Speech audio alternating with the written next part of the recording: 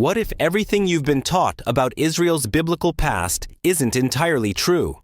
Is the story of the Exodus, the great battles, and the rise of a nation all based on real history? Or are we missing something?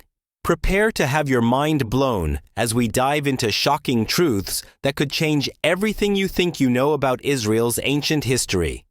Stick around till the end. This journey might just leave you questioning everything. The birth of Israel as a nation is more than just a historical event. It's a story that echoes through time, weaving together faith, mystery, and identity. A journey that begins with a promise, a divine calling, and the courage of a few visionaries. This is the story of a people chosen, of a destiny that would alter the course of history forever. It all begins with Abraham, the patriarch of Israel, a man whose faith was so unwavering that it earned him the title Father of Nations. In a time of darkness, when the world was filled with chaos and uncertainty, Abraham heard a voice, God's voice, calling him to leave his home, to step into the unknown, to trust in a promise that seemed impossible. I will make you into a great nation, God told him. A promise that Abraham would carry with him through every trial and every hardship. Little did he know, his obedience would set in motion the rise of a nation that would eventually become Israel. As Abraham's descendants multiplied, so did the trials they faced. Generations later, the Israelites found themselves trapped in slavery in Egypt, oppressed and broken. Their cries reached the heavens, and once again, God answered.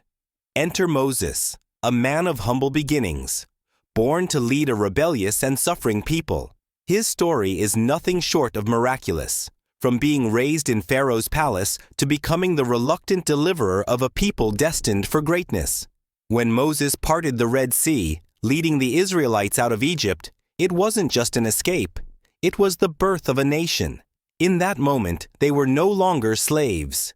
They were a people chosen to carry God's promise into the future. But the journey didn't end there. The desert would be their home for 40 long years, a period of struggle, faith, and transformation. The Israelites learned what it meant to trust in God, even when the path ahead seemed impossible. And then, when they reached the Promised Land, there was another challenge, the conquest of Canaan. Under the leadership of Joshua, the Israelites fought, bled, and cried to claim the land promised to them. It was a brutal, bloody battle, but it marked the beginning of Israel's true identity as a nation, a force to be reckoned with. At the heart of it all, standing as the symbol of Israel's hope and its faith, was Jerusalem. This ancient city, with its hills and its history, was destined to be the city where God's presence would dwell among his people. Jerusalem would become the focal point of Israel's religious and political power, the very soul of the nation. It was here that King David, the shepherd boy who became a mighty king, would establish his throne, uniting the 12 tribes of Israel under one banner. It was in Jerusalem that the Temple of Solomon would rise, a place of worship, of connection, and of sacrifice. Jerusalem was no longer just a city. It was the heart of Israel. This is the birth of Israel, a tale of faith, courage, and destiny. A tale that continues to resonate, inspiring people around the world to this day. But as we explore this history, we must ask, how much of this story is rooted in fact, and how much is wrapped in myth? Are these events truly as they seem? Or is there a deeper truth waiting to be uncovered? As we leave behind the birth of Israel, the flames of destiny are already blazing in the hearts of the Israelites. The promises, the battles, the victories, all lead us to one defining moment. The Exodus.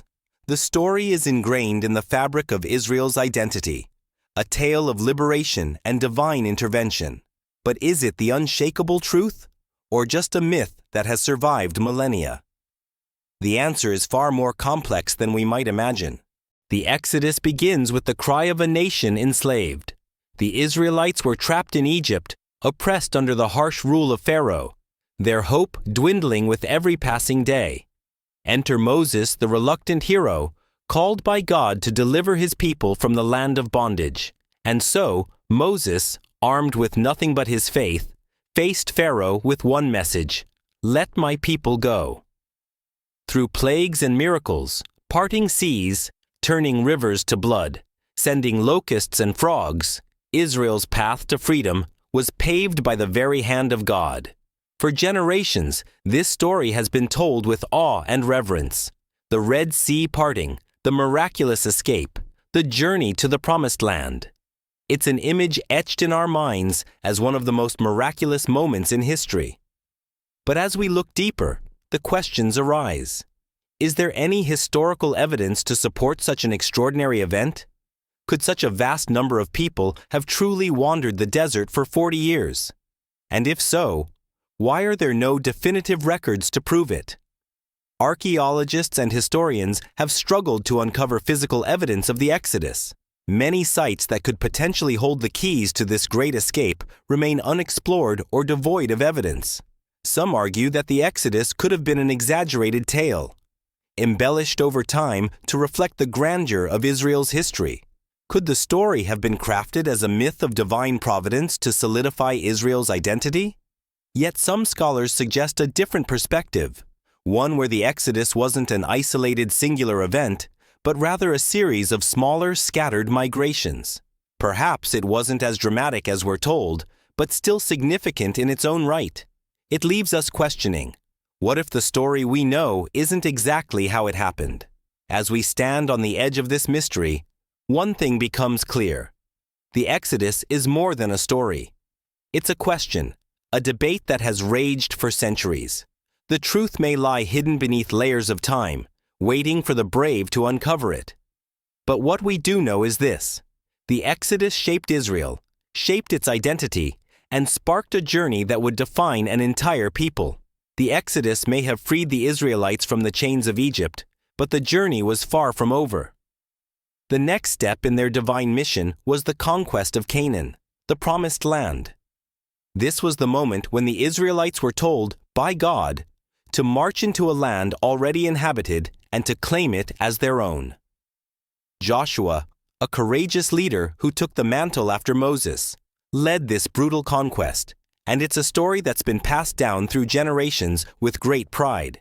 In the biblical account, the Israelites, under Joshua's command, storm into Canaan, bringing destruction, slaughtering its inhabitants, and claiming the land by force. Cities like Jericho fall, its walls crumbling with the sound of trumpets.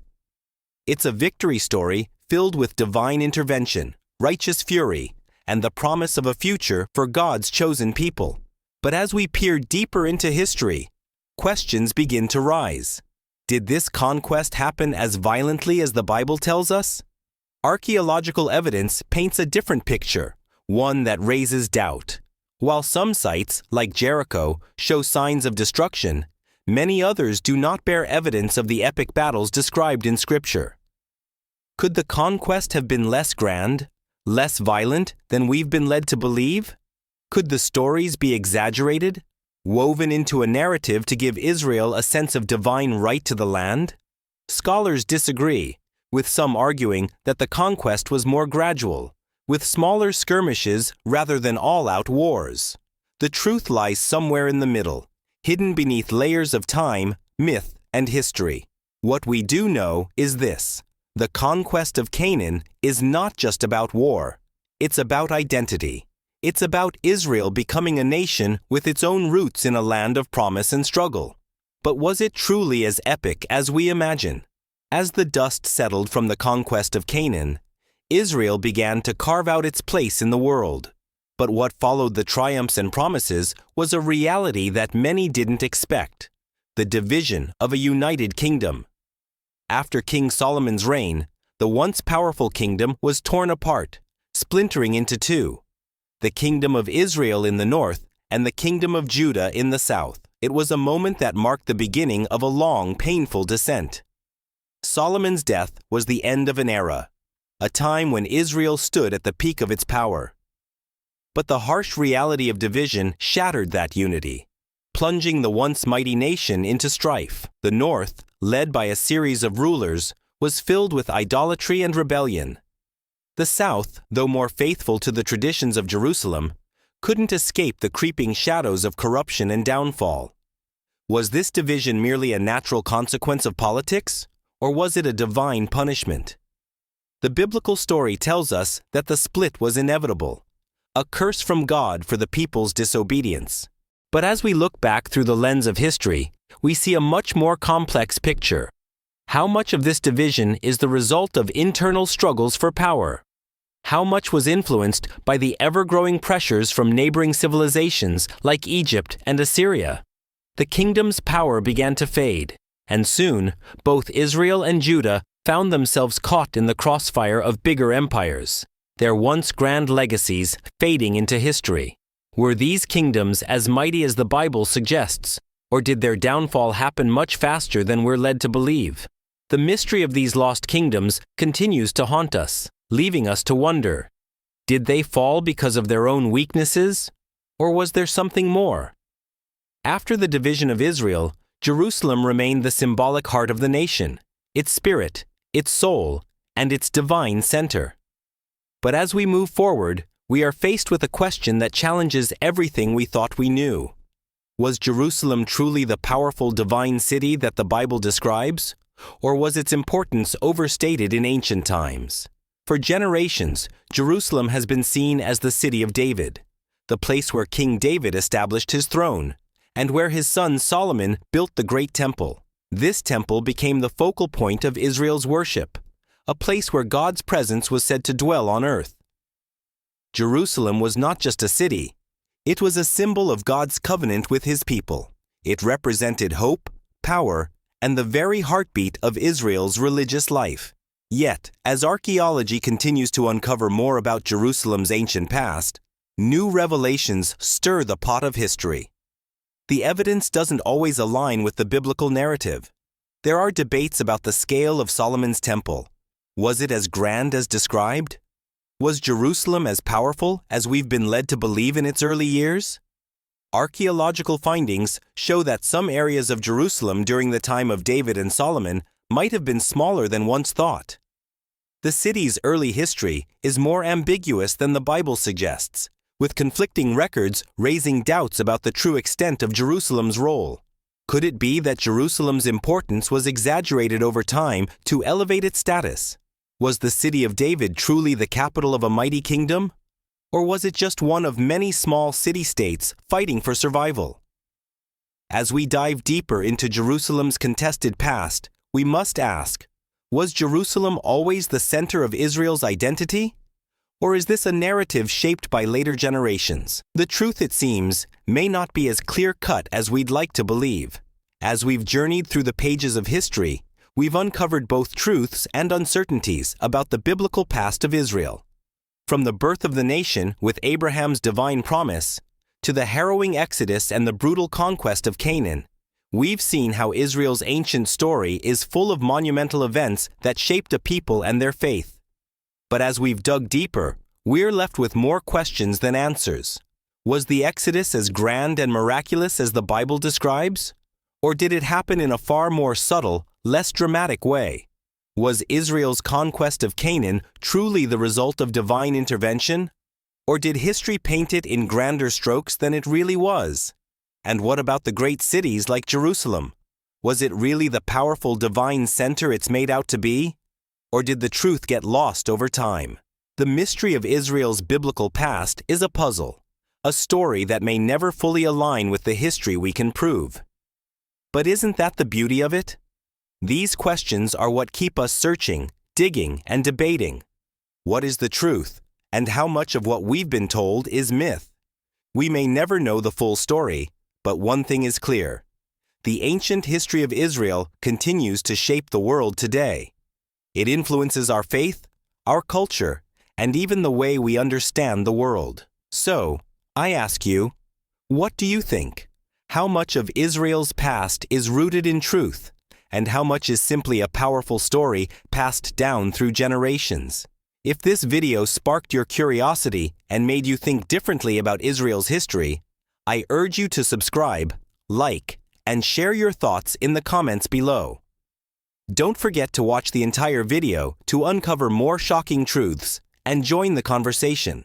Let's continue this exploration together and keep asking, what is the real history of Israel?